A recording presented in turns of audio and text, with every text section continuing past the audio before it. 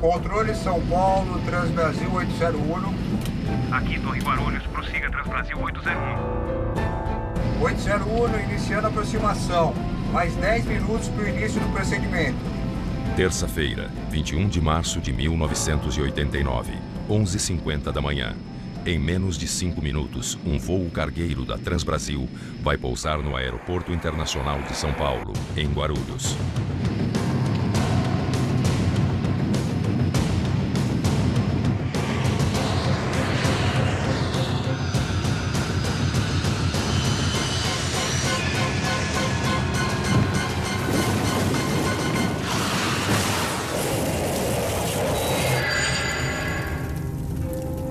A queda do avião foi a pouco mais de 1 quilômetro da pista, sobre uma favela.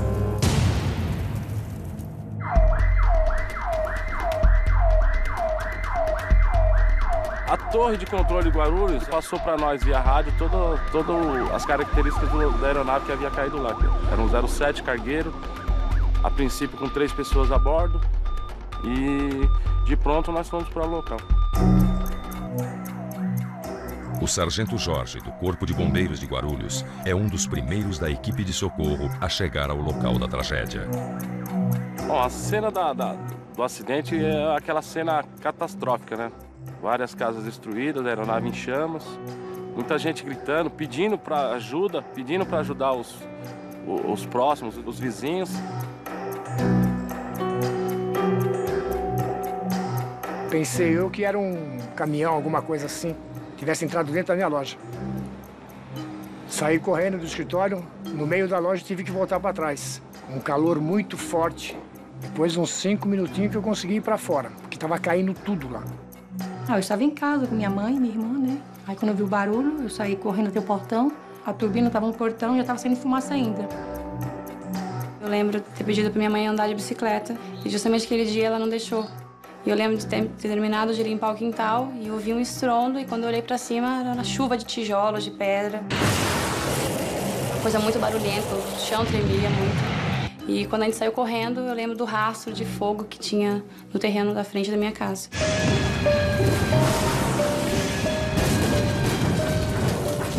Morreram várias crianças que vinham da escola, morreram pessoas que estavam trabalhando. A minha filha, que vinha vindo do Orelhão junto com a minha sobrinha, e a minha sobrinha estava grávida. Eu vi uma explosão, aí percebi que era um avião que tinha descido no meio da favela. Naquela manhã, o fotógrafo Klaus Werner estava em um helicóptero tirando fotos aéreas de uma fábrica. Acabou registrando a tragédia.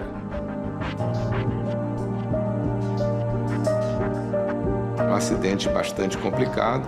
A aeronave tinha pousado em cima de 2 quarteirões e literalmente destruiu todas as casas. Designado para a equipe de investigação, o coronel Douglas Machado estava no Rio de Janeiro e chegou ao local 2 horas após o acidente. A asa causou um dano menor, mas a fuselagem do avião amassou literalmente as casas.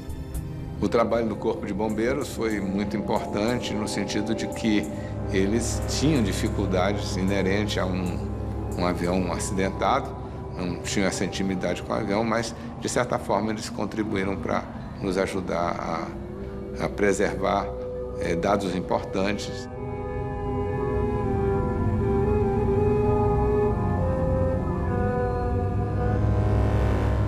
Eram destroços, tudo queimado, mas ainda fumegante, e um cheiro que eu não esqueci mais, de metal queimado.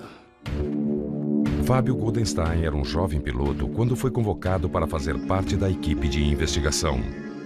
Foi o primeiro acidente em que eu me envolvi, digamos assim, como perito. é chocante.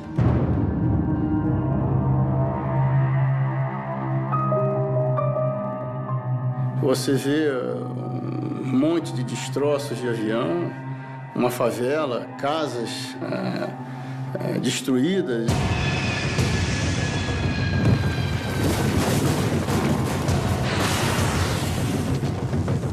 O local do acidente é minuciosamente vasculhado pelos investigadores. O avião estava com um trem de pouso, os motores estavam normais, mas muito difícil de chegar, porque estavam envolvidos com muitos escombros. Muita dificuldade de chegar no avião. A gente subia no avião, como ele estava muito sujo de querosene, a gente caía, levantava. Então, a impressão era um acidente de difícil elucidação, mas com a vantagem de estar um avião bastante inteiro. Uma das coisas que eu observei foi que os motores estavam, 3 deles estavam nos seus locais instalados, como sempre estiveram, e um motor da extrema esquerda, o motor número 1 da aeronave, não estava no berço, não estava no seu local de instalação. Para mim, indicava naquele momento que a posição da ponta da asa esquerda, que estava bem atrás, que aquele tinha sido o ponto do primeiro impacto. Era ali que o avião tinha realmente iniciado todo o movimento de destroçamento. Presidente da Associação de Tripulantes da Transbrasil na época do acidente, o comandante Carlos Camacho também acompanhou a investigação desde os primeiros momentos. O charuto do avião estava em parte destruído, exatamente por conta das chamas, do fogo. Tá? A cabine estava praticamente intacta, tá? Exceto pelo fogo, a exceção do fogo. Me foi possível visualizar os 3 profissionais, os 3 tripulantes dentro da cabine, numa posição que é inesquecível, jamais esquecerei. Além dos 3 tripulantes a bordo do avião, ainda não se sabia quantas pessoas haviam morrido em solo. Era impossível de se medir naquele momento qual era a velocidade que o avião vinha. Mas uma coisa eu tive certeza, logo que eu observei os destroços, a posição dos destroços, é que a razão de afundamento da aeronave tinha sido tão grande, tão intensa, que do momento da primeira colisão até a parada final da aeronave, tá, o que havia acontecido ali, que o avião devia com certeza ter perdido toda a sustentação e vindo para o chão e vindo para o impacto. Se procurou muitos atuadores dos controles de voo para ver a posição em que estavam e parte dos instrumentos, aquilo que se conseguiu tirar inteiro para se ver, para se analisar os instrumentos, os aceleradores, as manetes de aceleração dos motores e principalmente os atuadores dos controles de voo, os controles de flap, os controles de spoilers, que na hora do impacto ele fica na posição em que ele estaria sendo comandado. Em meio às buscas iniciais, uma notícia anima os investigadores. As caixas pretas são encontradas intactas. A caixa preta foi de imediato recolhida. Ela não tinha dano nenhum. Foi só colocar na bancada e se ouviu a parte de voz. O Boeing 707-300 possui 2 caixas pretas localizadas na cauda da aeronave. O CVR, Cockpit Voice Recorder, grava 30 minutos de todos os sons ouvidos na cabine dos pilotos. Já o FDR, Flight Data Recorder, grava os dados com parâmetros do voo. Ainda era um Flight Data Recorder analógico, era necessário fazer uma leitura dentro de um laboratório para que você não tivesse distorção na leitura dos parâmetros. É uma fita metálica que registrava 5 parâmetros, então aquilo tinha que ser feito toda uma calibragem. E isso tinha que ser feito num laboratório específico e pelo acordo do governo brasileiro com o governo americano, nós fomos para o NTSB em Washington fazer esse trabalho. O NTSB, ou National Transportation Safety Board, é uma agência do governo americano que regula a segurança nos transportes.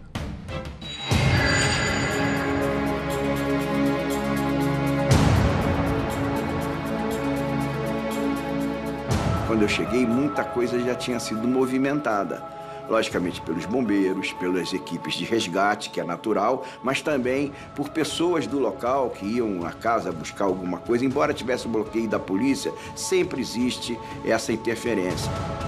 O coronel Ronaldo Jenkins chegou em Guarulhos no dia seguinte ao acidente. Ele foi designado para chefiar as investigações. Tudo que você vai recolher ali, você depois vai ter que reanalisar perante os dados que você tirar do gravador de voo para verificar de dados de voo, para verificar se existe uma coerência entre o que você está vendo de dado e a situação que você observou na cabine de comando. Controle São Paulo, Transbrasil 801. Aqui Torre Guarulhos, prossiga Transbrasil 801. 801, iniciando a aproximação. Mais 10 minutos para o início do procedimento. Então o que a gente percebeu é que o avião pousou muito antes da pista. E numa área urbana, num dia de céu azul que não tinha nenhuma nuvem. Algo tinha que ser muito grave para ter ocorrido.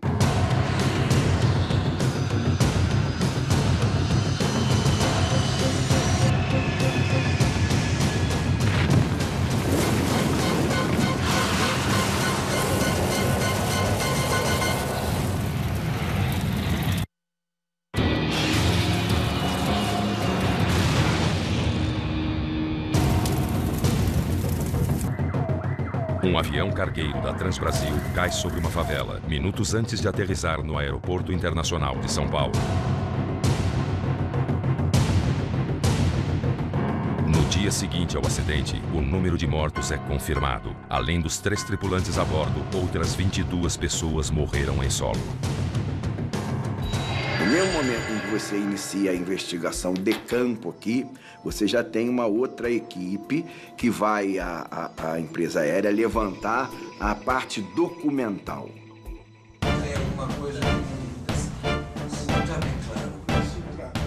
Uma parte importante da investigação ela é concentrada em quem estava conduzindo a aeronave. E essa investigação nos leva à conclusão de que os pilotos tinham as carteiras adequadas, estavam treinados no sentido de não havia dificuldade legal nem administrativa. A tripulação do cargueiro da Transbrasil era composta por 3 pessoas. Giseldo Constantino, engenheiro de voo, Dorival Scanavac, piloto instrutor com mais de 16 anos de experiência, e Ronaldo Oliveira, piloto em voo de instrução no Boeing 707. Voo de instrução é uma coisa normal. Não existe risco envolvido nisso aí. É normal, dentro da nossa situação, você desenvolver treinamento nessas circunstâncias. O comandante aluno, eu lembro do nome dele, Ronaldo, ele era um profissional que veio de outras áreas de aviação, ele tinha sido um despachante de operações de voo, da área operacional em terra ainda, depois voou alguns anos como engenheiro de voo, passou a copiloto e em seguida foi a comandante. Oliveira era um piloto tranquilo, calmo, bastante elegante na sua pilotagem, um profissional de primeira linha, tinha sido um excelente comandante de 727, estava em adaptação no Boeing 707, teria uma adaptação muito curta, até mesmo porque o instrutor lhe facilitaria isso por conta do seu conhecimento de instrução. Quando ele passou para o 07 com muito pouca hora de voo, ele encontrou um avião que os motores são na asa, um modelo que é muito difícil, foi um dos aviões comerciais que mais se acidentaram no mundo em proporção número de aeronaves, número de acidentes, demonstrando que era um avião que precisava de uma habilidade maior. O 707 é um avião maior, mais pesado, ele é bastante diferente do 727, que é um avião mais recente, em que os comandos são todos assistidos hidraulicamente. O 707 é um avião mais antigo e, em caso de perda de motor, ele tem um torque, tem um adicional de dificuldade muito grande, exigindo muito do piloto. A inexperiência do piloto em instrução, num avião bem diferente do que ele estava acostumado, se torna um elemento importante na investigação. Mas também é fundamental avaliar os registros do avião. A parte documental da aeronave, registros de manutenção, aquilo que você tem de registro lá que vai bater com o que está aqui no livro de bordo que você conseguiu resgatar. Eventualmente o livro de bordo está deteriorado, está queimado, difícil de ler, você tem que ter uma cópia disso na empresa. Quer dizer, todas as manutenções feitas na aeronave, os registros, os componentes que foram trocados, qualquer tipo de problema que você tenha, verificar prazo entre as substituições de equipamentos e tudo o que aconteceu. O Boeing 707 foi comprado pela Transbrasil em 1987 para transporte de carga. Seus últimos registros de manutenção não indicavam nenhuma anormalidade. A investigação agora analisa os fatores operacionais. Então todos esses dados vão compondo o mosaico, né? Para que você então tenha uma ideia do quadro como um todo. O voo 801 da Transbrasil havia feito uma longa jornada no dia 21 de março. O Boeing 707 saiu às 3 horas da madrugada de São Paulo com destino a Manaus, capital do Amazonas. Chegou à cidade às 6h14. Foi carregado com 26 toneladas de equipamentos eletrônicos e às 8h30 da manhã decolou novamente com destino a Cumbica, em Guarulhos.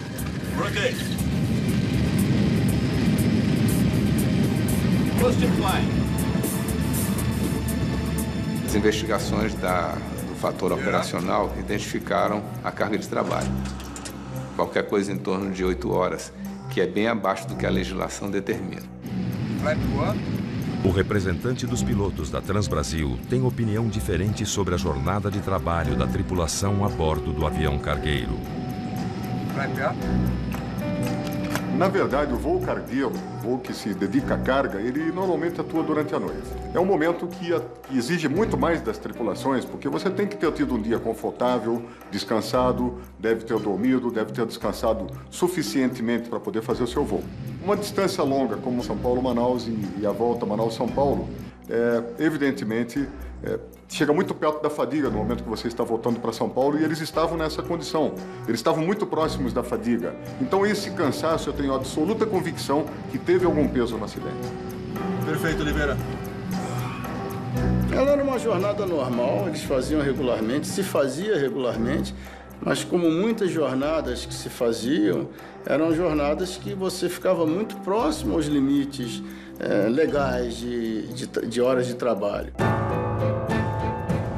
Os investigadores têm 2 peças-chave na mesa. Um piloto, ainda em treinamento no Boeing 707, e uma tripulação que vinha de uma longa jornada de trabalho. Controle São Paulo, Transbrasil 801. Aqui, Torre Guarulhos, prossiga Transbrasil 801. 801, iniciando a aproximação. Mais 10 minutos para o início do procedimento. A gente já tinha uma ideia do que havia acontecido. Mas era necessário, de qualquer maneira, você confrontar aquilo com as evidências técnicas. Com a chegada dos dados das caixas pretas, as evidências técnicas começam a contar a história da tragédia com o Transbrasil 801. Afirmativo, controle. 801 no high speed.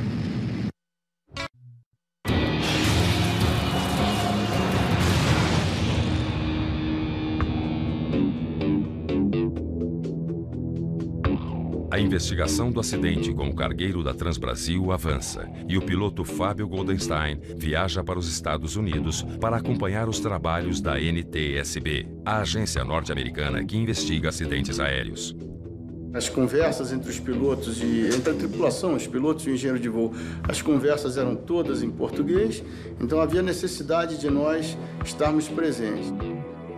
E os técnicos do NTSB fizeram a calibragem do Fly Data Recorder, e aí nós fizemos lá o casamento, colocamos as vozes junto com a leitura dos dados. Quando nós conseguimos juntar os dados com a transcrição das vozes, as conversações, nós conseguimos criar uma imagem mais próxima daquilo que foi o acidente. Os investigadores descobrem que o controle de Guarulhos pediu uma aproximação em alta velocidade. Controle São Paulo, responda Transbrasil 801. 801 na escuta, prossiga.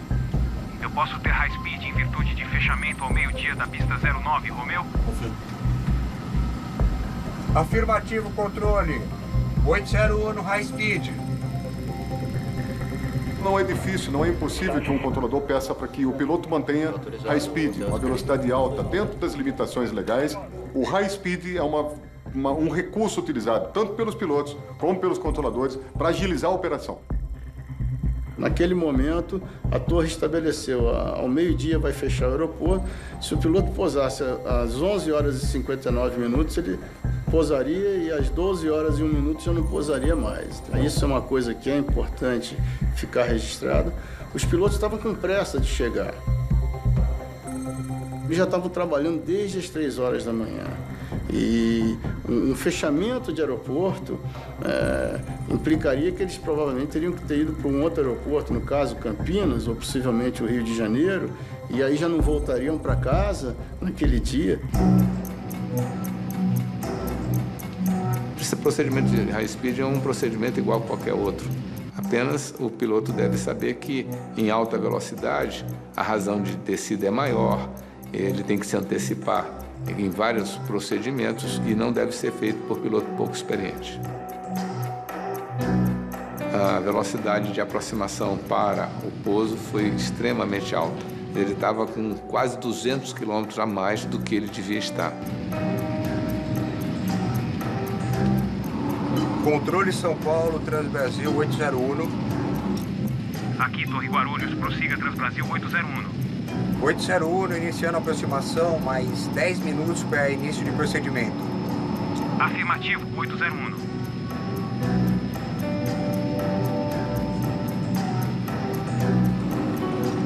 Torre 801, passando marcador externo.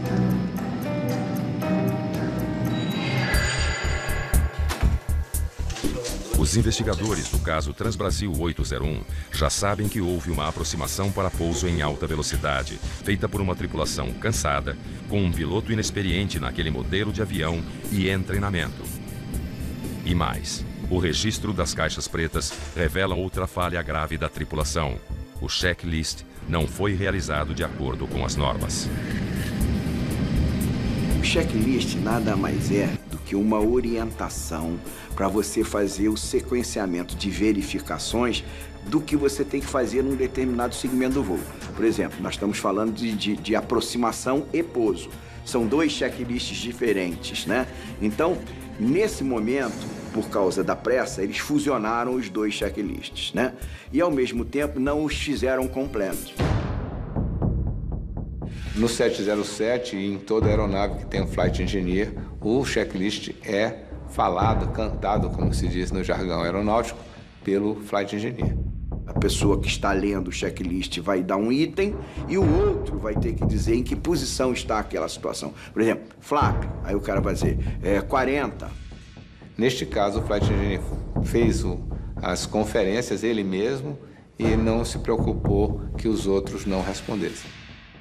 Quando alguém fica fazendo todo o checklist sozinho, a pergunta e a resposta, alguma coisa pode dar errado, e se tiver que dar errado, vai dar, porque essa é a lei de Murphy.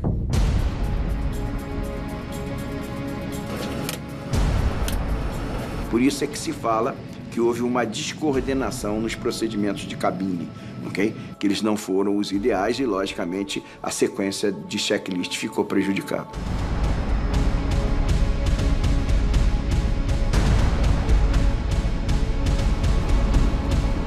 Torre 801, passando marcador externo. E o controle, São Paulo, na época, perguntou: você está estabilizado? A única coisa que ele tinha como estabilidade era estar alinhado com a pista. Estava fora da velocidade, fora da configuração. Então ele estava com 5 ou 6 itens errados que levavam uma condição de insegurança. E durante a análise dos momentos finais do voo, registrados nas caixas pretas, os investigadores chegam mais perto de entender as causas do acidente. Mergulhe agora e puxe o speed brake, senão não vai pousar.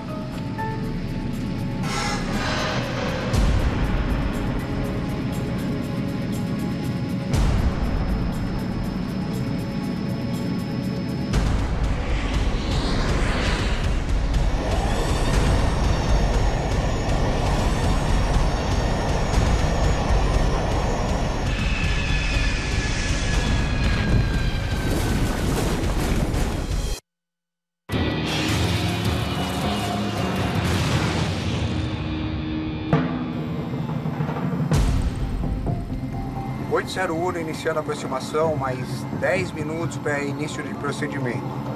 A análise das caixas pretas do Transbrasil 801 revelou que a tripulação fez uma aproximação para pouso arriscada, em alta velocidade e desrespeitando as etapas dos procedimentos padrões. E uma nova descoberta chama a atenção dos investigadores.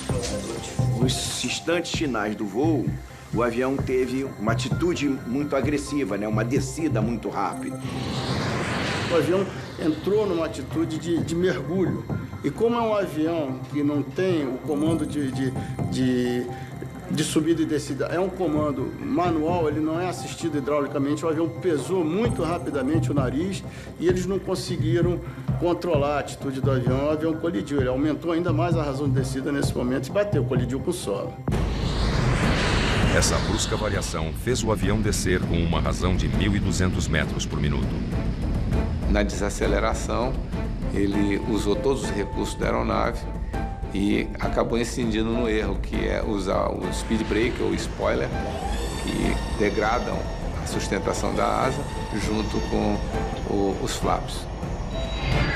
Flaps e speed brakes são dispositivos aerodinâmicos localizados nas asas. Os flaps são responsáveis pela sustentação do avião. Já os speed brakes permitem que ele perca altitude sem ganhar velocidade. Se usados ao mesmo tempo, fazem com que o fluxo de ar se descole das asas, provocando perda de sustentação e de controle da aeronave. Você passa a se deslocar para frente, caindo. Então você não está mais voando, você está caindo. É uma perda de controle real. Cruzando os dados dos gravadores de voo e de voz, os investigadores descobrem que a tripulação havia acionado o speed brake na tentativa de baixar rapidamente a altitude do avião para o pouso. Mergulhe agora, puxa o speed brake, senão não vai pousar. Na sequência, o instrutor, Dorival Scanavac, acionou os flaps, sem antes avisar o aluno que deveria ter retirado o speed brake. Me dá o flap todo! Já tá todo flap! Naquele momento do voo, só os flaps deveriam estar sendo utilizados. À medida que a aeronave desacelerava, com o speed brake aplicado, a tripulação, sem perceber, perdia a sustentação e o controle da aeronave durante a aproximação final.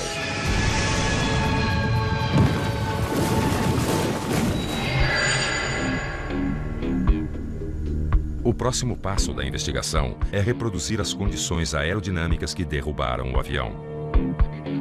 Com os dados do acidente, da ocorrência, nós colocamos esses dados num simulador de voo de 707 da Transbrasil em Congonhas. Ok, speed brake. Aquela máquina não respondia adequadamente às reações do avião. Se dando speed brake, ele não desacelerava com a mesma velocidade e várias reações aerodinâmicas esperadas não ocorriam. Eu acho que a gente vai ter que voar de verdade. Sem poder contar com os resultados dos simuladores, os investigadores resolvem realizar testes reais. Foram feitos vários voos de ensaio nos aviões da Força Aérea, que também tinham o mesmo tipo de equipamento, para tentar chegar a uma situação próxima em voo para ver o que poderia ter acontecido. Nós pegamos esse 707, foi um engenheiro de ensaio, piloto de prova, um outro piloto que tinha sido da esquadrilha de demonstração aérea e que era comandante daquele esquadrão, eu.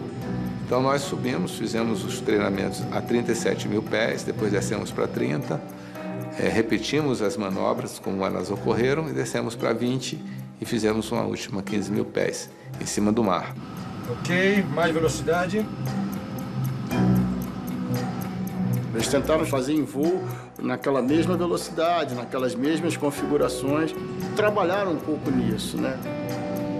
A conclusão era, colocado o avião naquela situação, você tinha que dar motor a pleno, não mexer em nada e esperar em torno de 250 pés de descida, alguns segundos que o avião parava de descer e saía da condição não normal.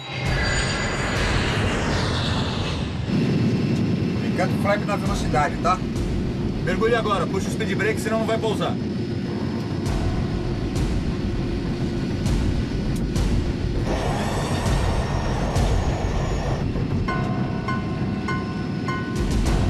Mantenha o nariz. Se a gente arremeter, vai ser fogo. Me dá o flap todo. Já tá todo flap. É pra usar o speed brake? Caramba!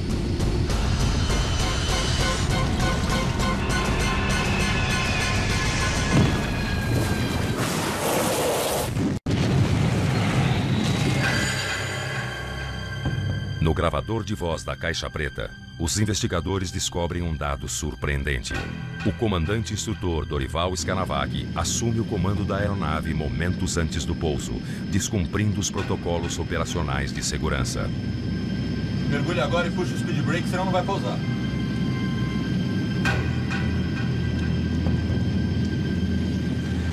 Quem estava pilotando era o aluno na esquerda, mas o instrutor passou a dizer, faz assim, vai fazendo desse jeito, agora faz isso, agora faz aquilo. E isso é uma condição bastante negativa, um piloto experiente falar para o outro piloto não experiente o que tem que fazer.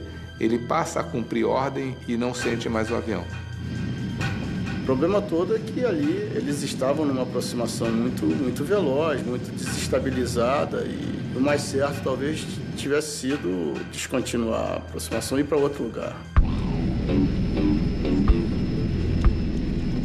Ele ultrapassou a velocidade de raciocínio e de prática do outro piloto. O piloto foi omisso, no caso não teve assertividade para questionar alguns pontos e nem tinha experiência para fazer isso porque era um avião novo para ele. Acabei de analisar. Os investigadores especulam se a descoordenação na cabine levou a tripulação a não enxergar a luz do speed brake acionado. O 707 só tem uma luzinha pequena indicando que o spoiler está aplicado.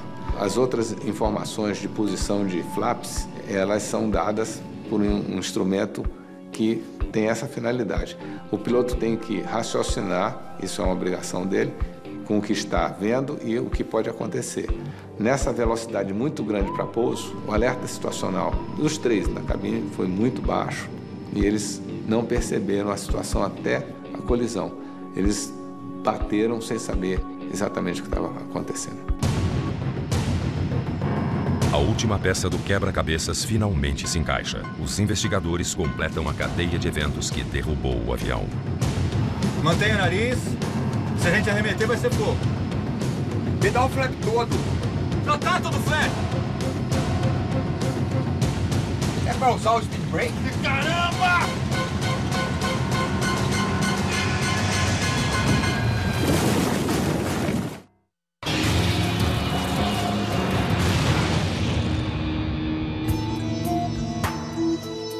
Após 2 anos, os investigadores do caso Transbrasil 801 terminam o trabalho. A conclusão do relatório é um retrato do passo a passo rumo à tragédia.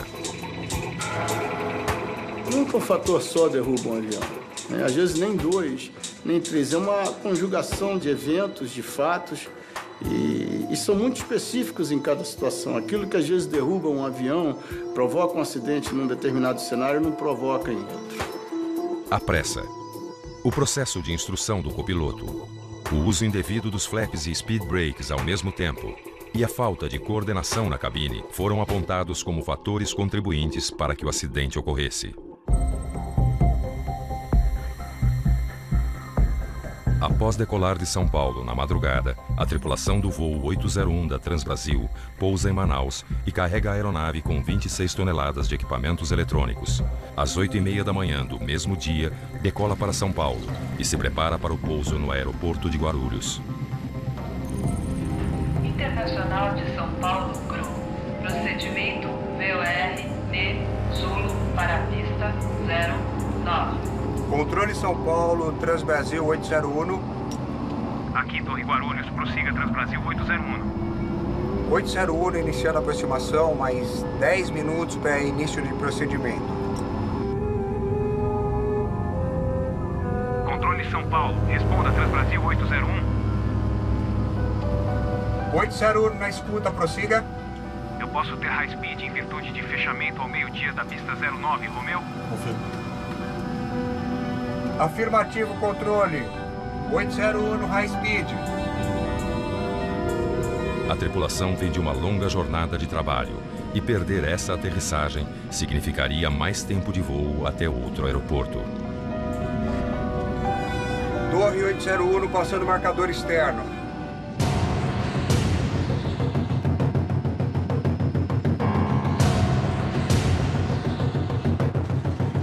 Ficando flag na velocidade, tá? Mergulhe agora, puxa o speed brake, senão não vai pousar.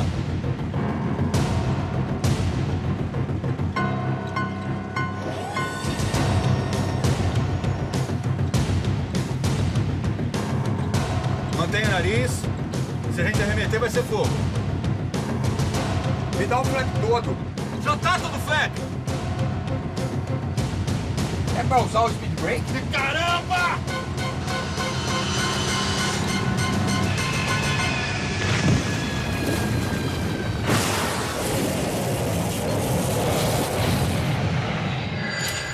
O relatório final do Transbrasil 801 destaca os fatores humano e operacional como causas do acidente.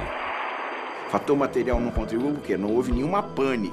O avião estava funcionando normalmente. Quer dizer, o problema não foi material, o problema foi operacional, foi a utilização dos equipamentos indevidamente.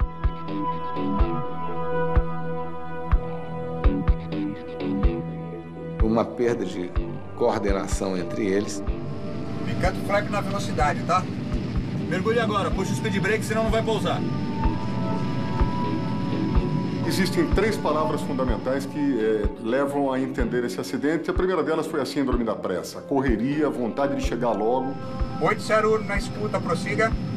Eu posso ter high speed em virtude de fechamento ao meio-dia da pista 09, Romeu? Afirmativo, controle. 801 no high speed. A segunda foi a excessiva confiança no avião da parte do comandante Dorival e o conhecimento que ele tinha. Mas que naquele momento, o terceiro movimento, o terceiro fator, que foi a fadiga. Então, o cérebro não estando acompanhando, não acompanhando de forma adequada todos os movimentos necessários para o bom andamento do voo, podem ter produzido um acidente.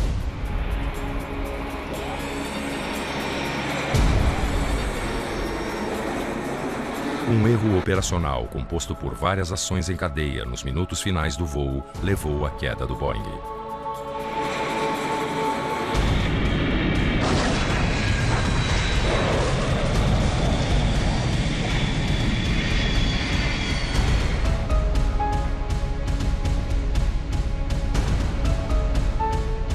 O que a aviação aprendeu com a tragédia do voo 801 para que um acidente como esse não volte a acontecer?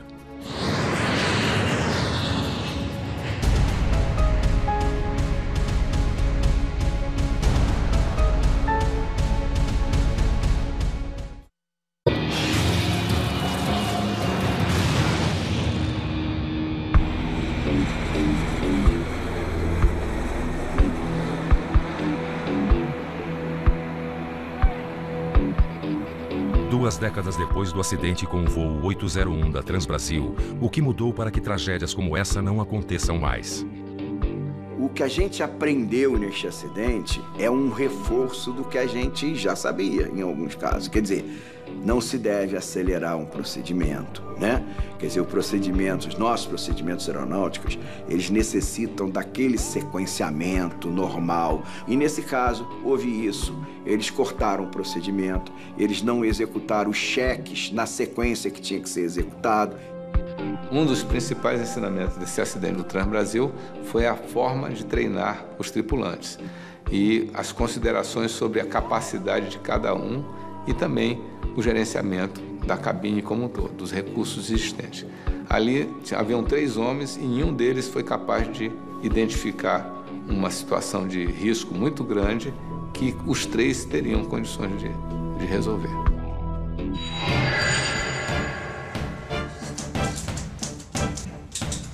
O relatório final da investigação recomendou algumas mudanças para aumentar a segurança dos voos, entre elas, evitar o voo de instrução em rota.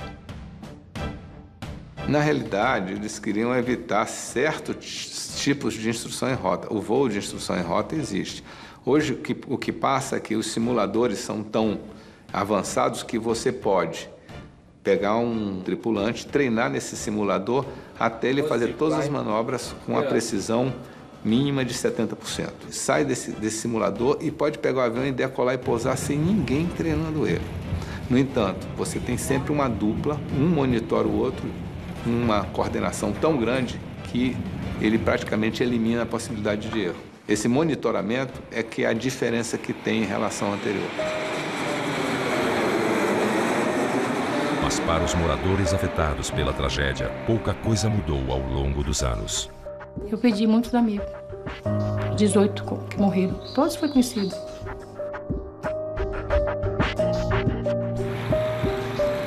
que é um suplício para se viver.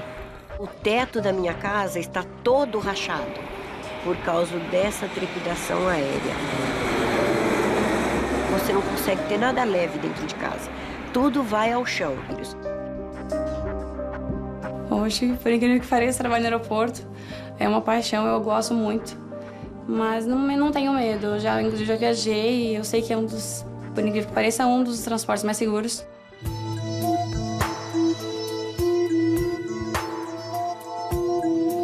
Anos após o acidente do voo 801 da Transbrasil, a segurança nos aviões aumentou bastante, em parte graças à evolução das tecnologias digitais que aumentaram o nível de informação e precisão. 100, 50, 40, 30, 20, retard. A tecnologia hoje embarcada nas aeronaves, ela é muito avançada e realmente ajuda, contribui muito para a segurança. Mas também os procedimentos foram aperfeiçoados, que faz com que esse tipo de disciplina de cabine não se repita. Hoje tem rotinas operacionais mais rigorosas, uma doutrina de instrução muito mais rígida, e os aviões têm também uma quantidade muito maior de alarmes. De qualquer maneira, hoje, todos os voos, nas grandes empresas, todos os voos são monitorados. Então, os pilotos são mais controlados hoje naquilo que eles fazem. Grosseiramente falando, é como se nós tivéssemos um tacógrafo nos aviões e ultrapassou a velocidade, fica registrado que você ultrapassou. Hoje, o piloto é um gerente de sistema.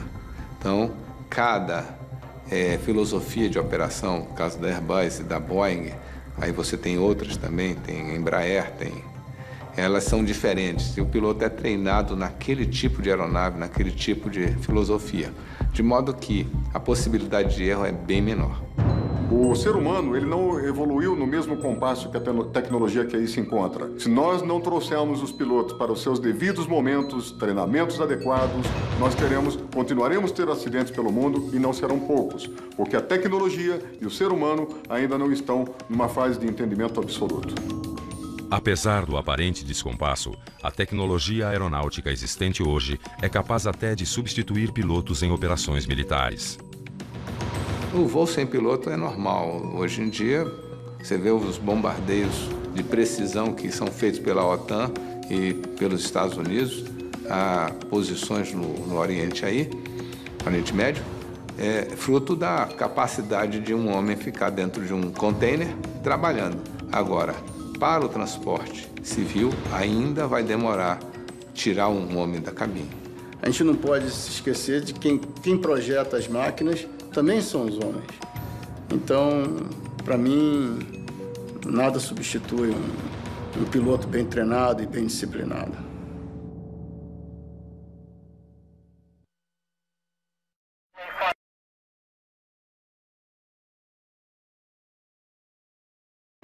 Profissionais, os 3 tripulantes dentro da cabine, numa posição que é inesquecível. Jamais esquecerei.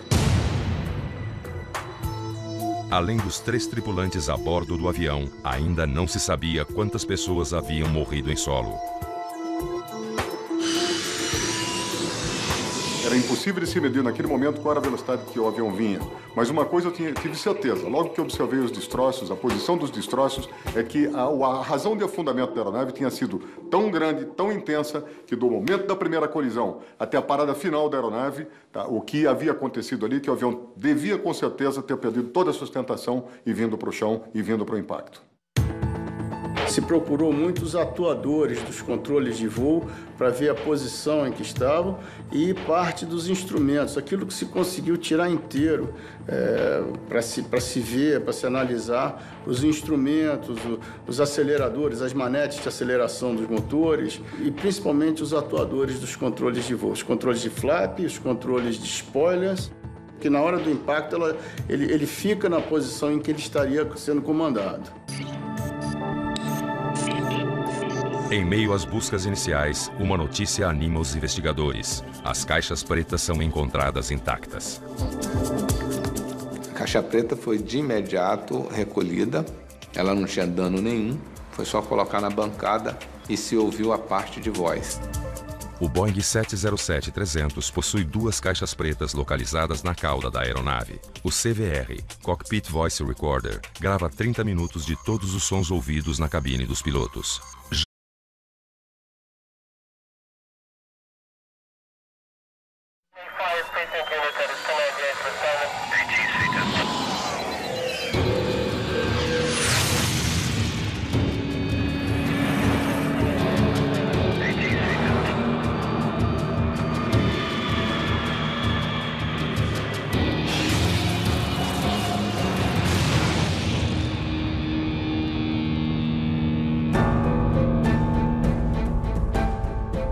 Controle São Paulo, Transbrasil 801. Aqui, Torre Guarulhos, prossiga Transbrasil 801. 801, iniciando a aproximação. Mais 10 minutos para o início do procedimento. Terça-feira, 21 de março de 1989, 11h50 da manhã. Em menos de 5 minutos, um voo cargueiro da Transbrasil vai pousar no Aeroporto Internacional de São Paulo, em Guarulhos.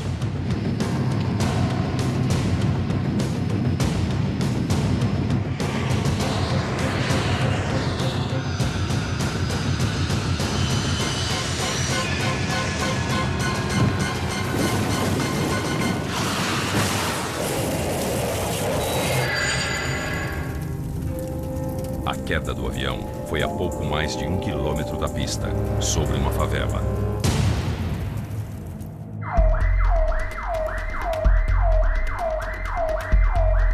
A torre de controle de Guarulhos passou para nós via rádio todas as características da aeronave que havia caído lá.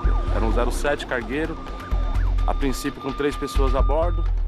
E de destroços de avião, uma favela, casas destruídas.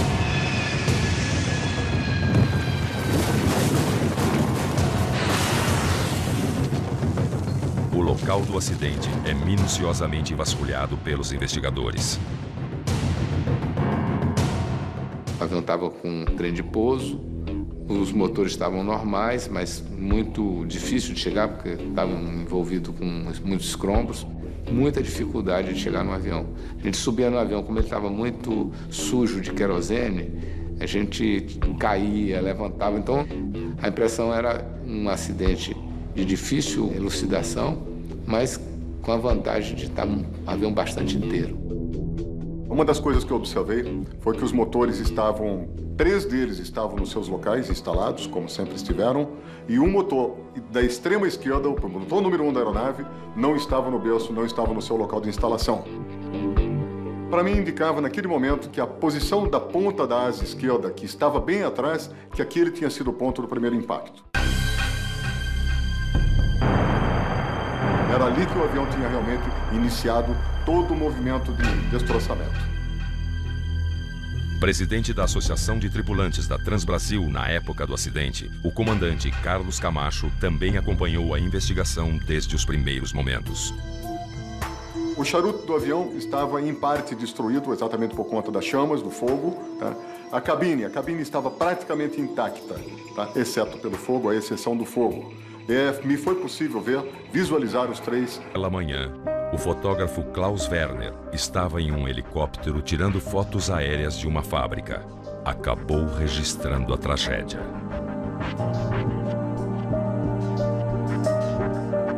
Um acidente bastante complicado. A aeronave tinha pousado em cima de 2 quarteirões e literalmente destruiu todas as casas. Designado para a equipe de investigação, o coronel Douglas Machado estava no Rio de Janeiro e chegou ao local 2 horas após o acidente. A asa causou um dano menor, mas a fuselagem do avião amassou literalmente as casas. O trabalho do Corpo de Bombeiros foi muito importante no sentido de que eles tinham dificuldades inerentes a um avião acidentado, não tinham essa intimidade com o avião, mas de certa forma eles contribuíram para nos ajudar a preservar dados importantes.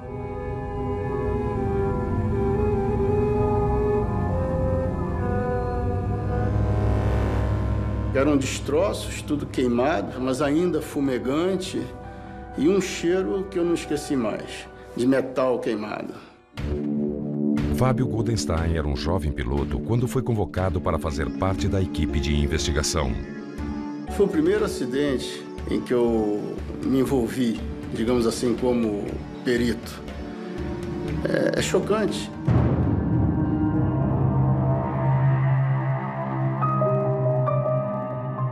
Você vê um monte. E de pronto nós fomos para o local.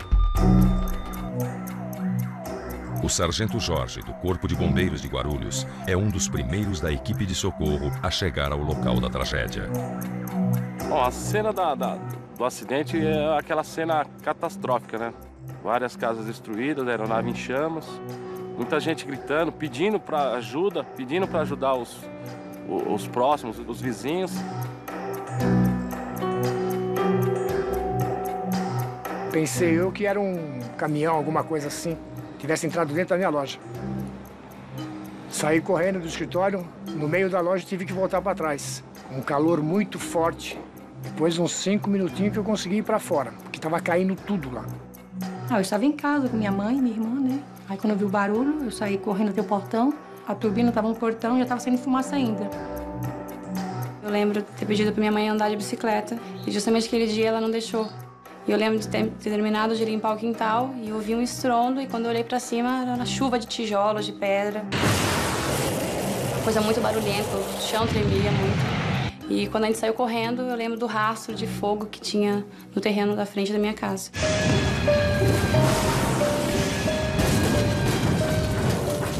Morreram várias crianças que vinham da escola, morreram pessoas que estavam trabalhando.